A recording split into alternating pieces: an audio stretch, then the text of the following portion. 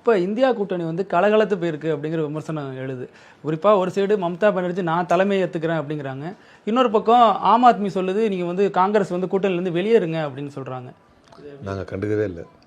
மம்தா பானர்ஜி ஸ்டேட்மெண்ட்டையும் கண்டுக்கல. அதாவதுங்க, வலுவான பங்காளியாக இருந்தாங்க கடந்த நாள். பாராளுமன்ற தேர்தலை மையப்படுத்தியது தான் இந்தியா கூட்டணி. மீண்டும் சொல்கிறேன், சட்டமன்ற தேர்தல்களில் அதை தொடர வேண்டும் என்று நினைக்கும் மாநில கட்சிகள் அதை தொடர்ந்து கொள்கிறார்கள். அதில் மாற்று கருத்து இல்லை. இதே ஸ்டைல் ஆஃப் அப்ரோச்சை இவர்களை 2029 செய்ய சொல்லுங்கள். இல்லை, இப்போ அதே கூட உமர் அப்துல்லா ஒரு ஸ்டேட்மெண்ட் சொல்கிறாரு, ஃபரூக் அப்துல்லா வேற ஒரு ஸ்டேட்மெண்ட் சொல்கிறாரு. இதை எப்படி எடுத்துக்கிறது? அதுதான் இப்போ அந்த ஸ்டேட்மெண்ட்ஸுக்கெல்லாம் வேல்யூவே கிடையாது. எந்த ஸ்டேட்மெண்ட்டுக்கும் வேல்யூ கிடையாது. 2029 இதனால தான் கடந்த ஒரு சில சட்டமன்ற தேர்தலில் காங்கிரஸ் தோத்துச்சு அப்படிங்கிறாங்க. இந்த ஹரியானா தேர்தலில் தோத்தது காரணம். அது ஹரியானா தேர்தலில் வந்து ஓபிசியை எப்படி அக்யூமுலேட் பண்ணாங்கன்னு நம்ம பார்த்தோம்.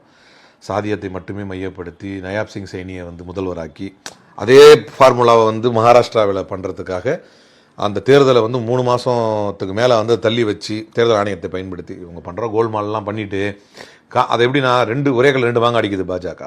ஒரு பக்கம் ஜனநாயக படுகொலை செய்வதற்கான இசைவையும் வசதியும் செய்து கொள்கிறார்கள். இன்னொரு பக்கம் அந்த ஜனநாயக படுகொலின் மூலம் கிடைத்த நன்மையை எடுத்து காங்கிரஸை பலகீனப்படுத்தி விட்டோம் அப்படின்னு சொல்கிறாங்க. காங்கிரஸ் எவ்வளோ பலமாக இருந்தது அப்படின்னு சொன்னால் இருக்கிறது.